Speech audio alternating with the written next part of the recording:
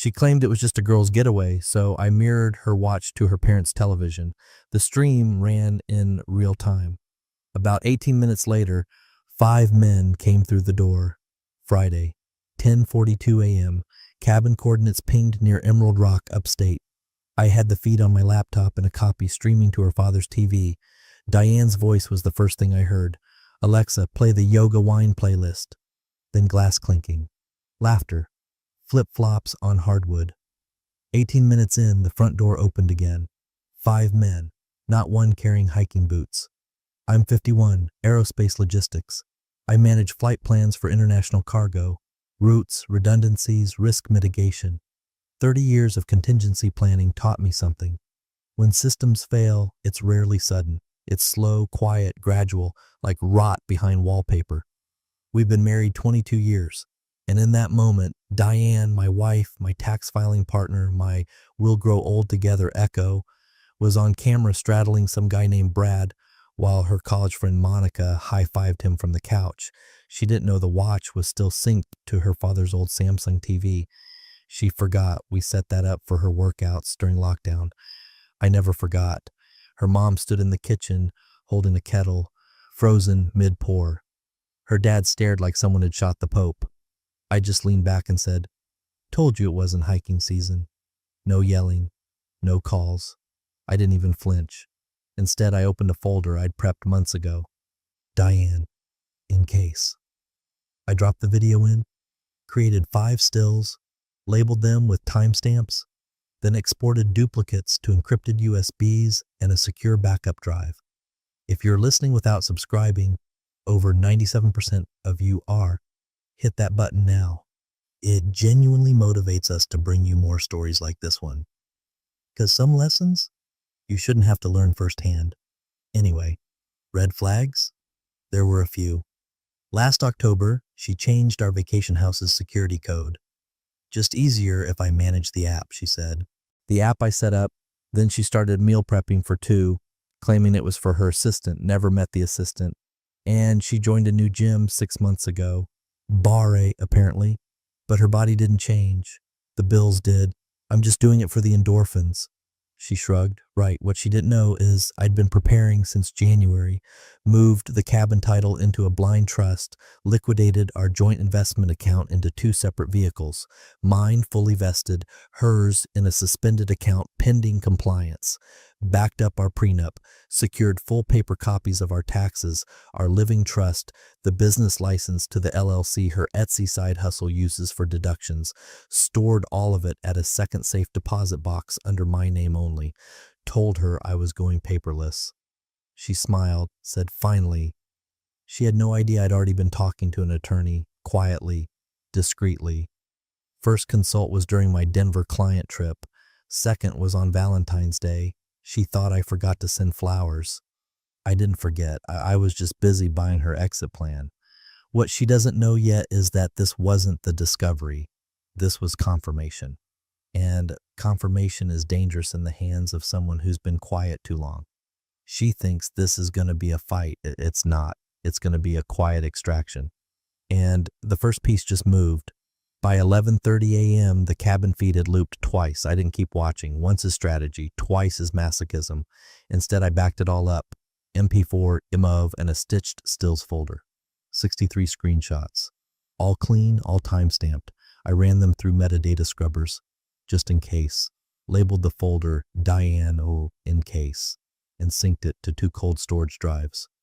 One local, one in the safe deposit box next to the business incorporation docs and my emergency passport. I didn't pace, I didn't cry.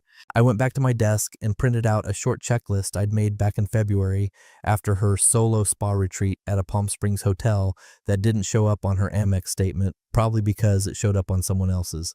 The checklist had 3 columns: legal, financial, social. Each item had 2 boxes, initiated and complete. I ticked the first 3. Her name was already removed from the Tesla lease. I moved it under a shell corp last month, claimed it as a business expense after I registered a consulting firm for aerospace compliance. I let her drive it. She never noticed the insurance change. The cabin property upstate, I'd converted that into a trust weeks ago for tax efficiency, I told her. Truth was, it gave me sole control of disbursements and occupancy. She'd laughed, said, God, you and your spreadsheets.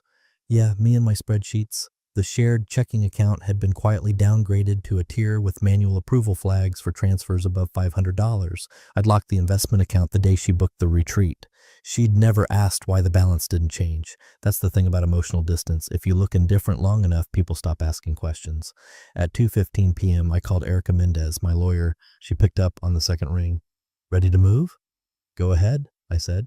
She already had the documents, draft divorce proceedings, pre-litigation asset disclosures, and the post-nuptial rider I'd slipped into our trust restructuring packet last year. Diane signed it without reading, said she trusted me with the boring stuff. I trusted myself too. Next call was to Logan, a cybersecurity contractor I used once when a supplier's freight manifest leaked through a phishing scam. He owed me a favor. I told him I needed clean logs and no digital trail for a secure file transfer. He didn't ask questions. Last call was personal. Seth Jacobs, college roommate, now runs a boutique wealth firm for defense execs. Seth, I said, time to move the core. You know the trigger. I'll have it done before market close, he said. 3 conversations. 4 paper trails, 1 airtight strategy. Meanwhile, Diane thought I was at a site audit in LAX. She even texted at 3:40 p.m. Hope the runway meetings aren't too brutal. Miss you. I replied, just turbulence. All good. She sent back a winky face. That's when I archived the footage to a private folder labeled If She Denies It. I also sent a copy to Erica, 1 to Logan, and a cloud share to a burner account I keep with 2-factor off a device she doesn't even know exists. By 6:30 p.m., I had a full map of what came next. Asset freeze steps, ownership extraction, and timed disclosures to avoid triggering her reaction too early. You don't ambush someone like Diane with emotion. You let them walk forward thinking they're untouchable until the floor drops. She thought I was the quiet one, the boring one.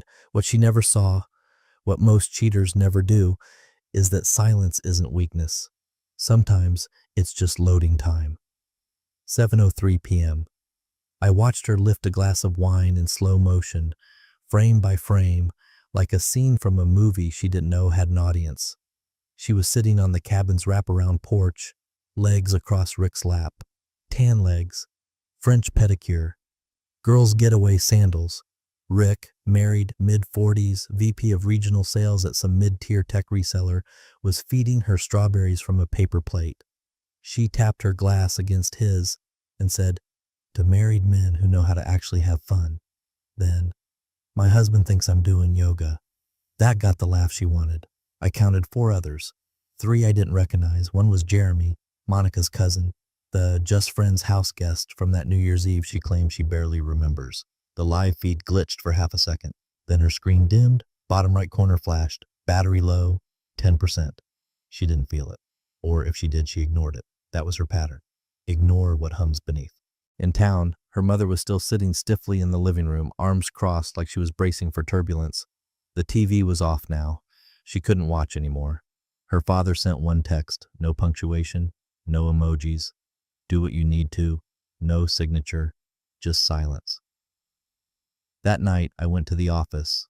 Not my home office, the office. A commercial suite I kept under my consulting LLC.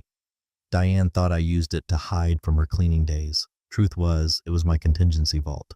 I pulled up the amended trust documents I'd had Erica draft 2 weeks earlier, just in case. Irrevocable modification for asset protection in event of breach of marital fiduciary duty. She wouldn't even understand half those words, but her signature was already on the base trust. All I had to do was execute the trigger clause. I transferred the beneficiary rights of the lake property and the Scottsdale condo to the LLC. Then I moved my 40% stake in the import business, technically hers on paper during the buyout phase, into a newly filed holding company with full protective clauses under Arizona state law. It took 15 minutes. By 10 o'clock p.m., Diane legally had access to nothing she'd been bragging about all week. Not the house with her name on the welcome mat. Not the passive income she posted about on Instagram. Not even the yoga studio she co-invested in. That money came from my dividend account. And I'd already frozen disbursements. She didn't know yet. She was too busy slow dancing with Rick in a cabin lit by wine glow and arrogance. She still thought she was untouchable. And to be fair, she always had been. Until now. What she didn't realize was this: her betrayal wasn't just offensive, it was activating. Because some men don't fall apart, they calculate. Monday, 9:17 a.m. Her text came in just as I stepped up to the counter at First Continental. Signal's bad, all good here. No punctuation, not even a heart or the usual passive-aggressive wish you were here. I replied, of course. That was it, no emojis, no questions. Just a quiet confirmation that I knew exactly where she was and exactly what was happening. The teller looked up from the monitor and blinked. Will your wife need to sign too? I smiled. Not anymore. Click. Joint savings. Closed. Funds transferred into my personal fidelity ladder, structured with zero exposure to any account tied to her name. Next stop was a short walk to the storage unit, where I kept a fireproof safe she didn't know existed. Inside, paper copies of everything: trust filings, business transfers, account lock letters. On top of the stack, I placed a brand new envelope, flash drive, labeled in my handwriting, live feed, 322. At 12:46 p.m., I logged into my off-grid server, custom built, no cloud, no phone sync. I uploaded the video to 3 locations: Erica's private legal vault, a separate media folder titled In the Event of Public Denial, and a buried encrypted drive named after her favorite Chardonnay brand, just in case I ever needed irony to punch harder. Meanwhile, Diane was laughing at a late brunch with Rick and Monica, throwing back mimosas like she didn't have a mortgage built on a man who was quietly removing the ground beneath her. What she also didn't know: her best friend Tara had just received a burner email. No subject. One line of text. You might want to ask Diane about her yoga class. Attached, a 1-minute highlight reel. No nudity, just implication. Intentional. Measured. Enough to snap tension without drawing blood. Yet. Tara called immediately. No answer. Tried again. Then texted, WTF is this? Silence. I watched the iCloud logs confirm her message was delivered. Then read. Then nothing. Diane's silence wasn't guilt. It was calculation. She was assessing, sensing the air shift, but not yet connecting the dots. And that was fine. She didn't know I'd already mapped every move 10 steps out. This wasn't a reaction, it was execution. I didn't need her to confess. I just needed her to keep pretending. The longer she acted like everything was normal, the cleaner the cut would be. This wasn't a storm she saw coming, because to her, the sky still looked clear. She had no idea the lightning had already struck. 11:48 p.m. The garage door creaked. Then came the soft thud of a suitcase on the entryway tile. Diane stepped inside like nothing happened. Hair curled, face scrubbed, fake tired look she always wore after these recharge weekends. She didn't expect me to still be awake, but I was, sitting at the kitchen island, calmly stirring tea. Hey, I said, warm as ever. Have fun? She blinked. Then the performance kicked in. She let out a little groan. Ugh, so exhausting. We did like 5 a.m. hikes every day. She stretched like the lie itself had worn her out. I nodded slowly. Must have been nice. I saw the view. Her hand froze midair, smartwatch still on her wrist. Excuse me? I didn't look up from my tea, just tapped my temple and said, Smart tech sinks in strange ways. Nothing more. No tone, no threat. Just a line delivered like a weather update. She stood there, still holding her bag, eyes darting just slightly, calculating. Then came the nervous laugh. You're such a dork. What are you even talking about? I didn't answer. I stood, rinsed my mug, and walked past her. 10 minutes later, she was in the home office. I heard the mouse click. Then again, then harder. Her voice floated down the hall. Joel, did you change our bank login? I didn't reply. She tried again, this time louder. Hey, I can't get into the dashboard. It says access denied. I picked up my phone, opened the banking app, toggled the access permissions. Her name was no longer listed. I waited, counted to 6. Then came the soft padding of her feet down the hall. She peeked around the corner. Did something happen with the account, like fraud or something? I gave her the same look I give airline staff when they ask if my carry-on was packed by me. No expression, just long, still quiet. She retreated. She didn't ask again. That's when I knew the mask had cracked. Just enough. She hadn't connected all the dots yet, but she'd felt the first one land. And I didn't need to press, because panic doesn't scream at first. It whispers. Thursday evening, 7:01 p.m. Diane's SUV pulled into her parents' driveway like it had 100 times before. She walked in wearing that airy, professional daughter face, half polished, half above it all. Her mom greeted her with a strained hug. Her dad didn't get up from his recliner.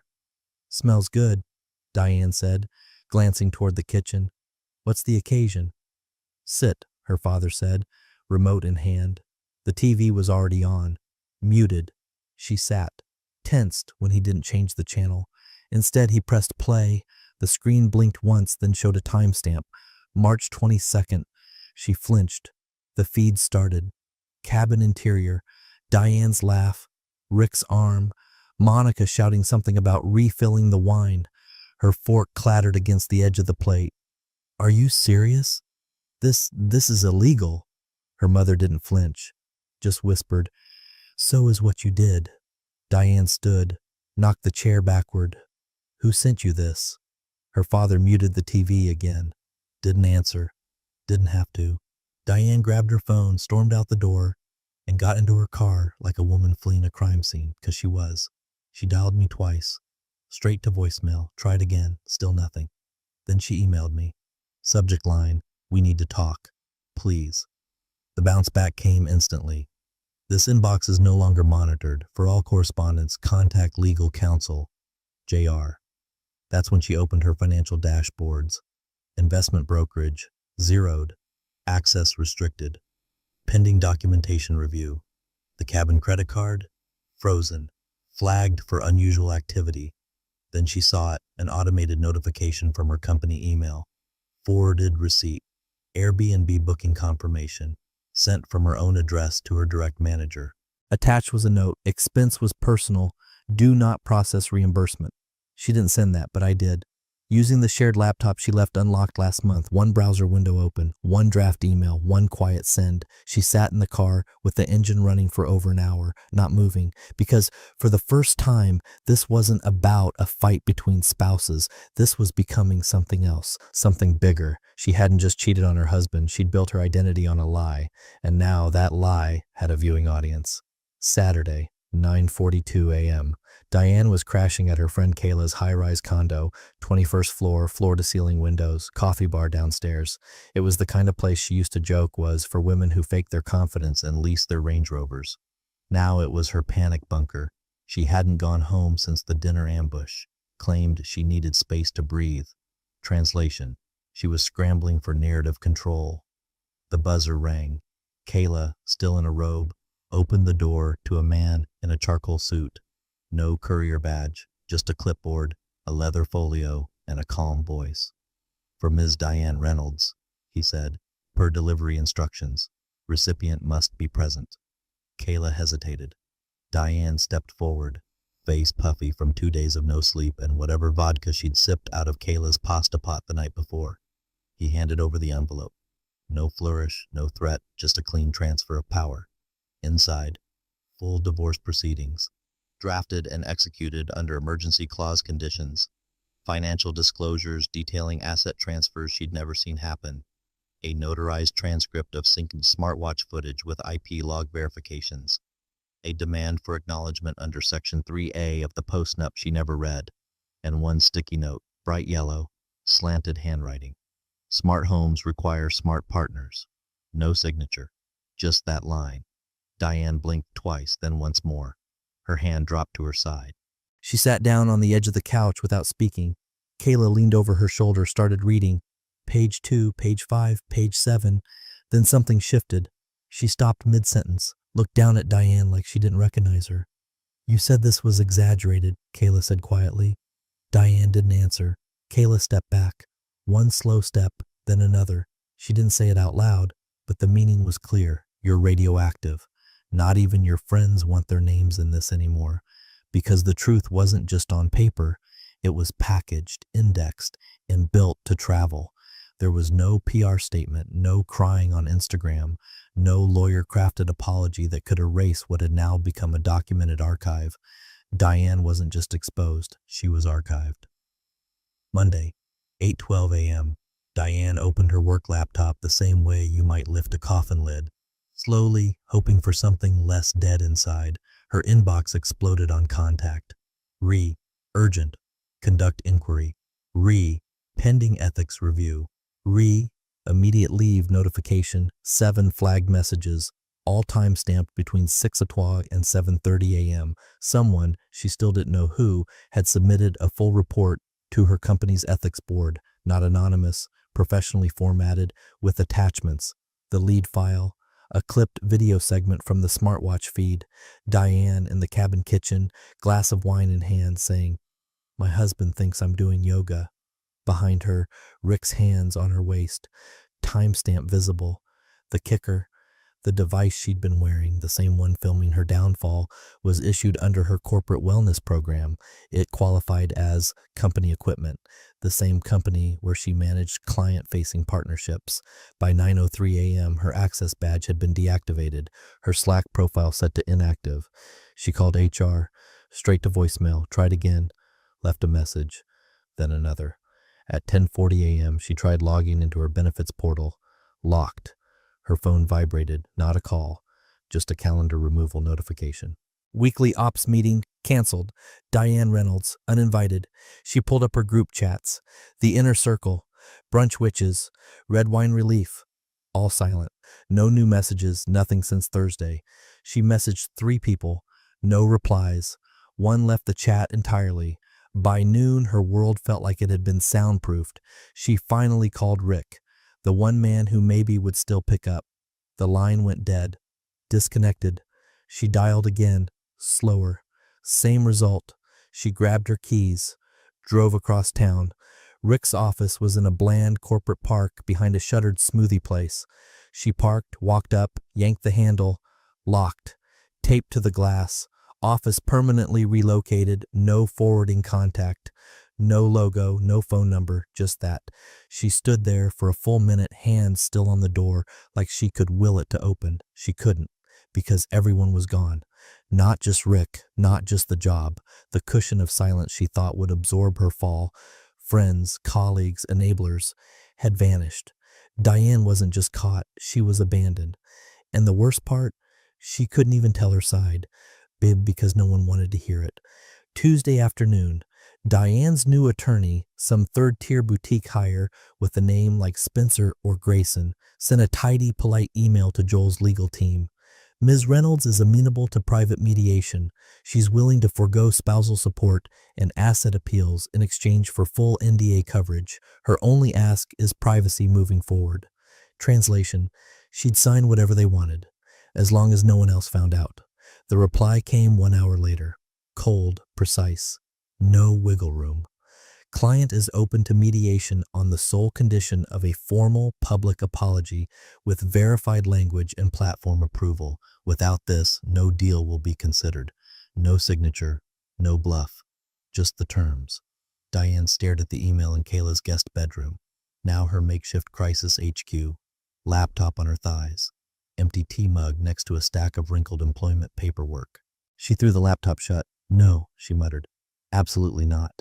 She wouldn't give him the satisfaction. She still thought she had some dignity left to barter. She didn't. That night, at 9:18 p.m., her personal Gmail lit up with a name she hadn't seen before. Layla Moreau. Lead producer, The Unfiltered Mike Podcast. Subject line, request for comment. Episode 100. The body was short. Professional. We've received verified footage related to your recent separation. Our editorial board intends to run an episode this Friday under the working title Watch What You Cheat. You are welcome to provide context, clarification, or response before air. Deadline, Thursday, 12 p.m. Attached were 3 thumbnails from the cabin footage. Nothing graphic, but unmistakable. Her face, her voice, her lie. She didn't reply, didn't call, didn't draft a denial, just closed the laptop, slid it under the bed, and stared at the ceiling like maybe gravity would forget about her. She knew this wasn't leverage anymore. This wasn't a negotiation. This was what remained. Diane hadn't just lost the marriage, she'd lost the edit.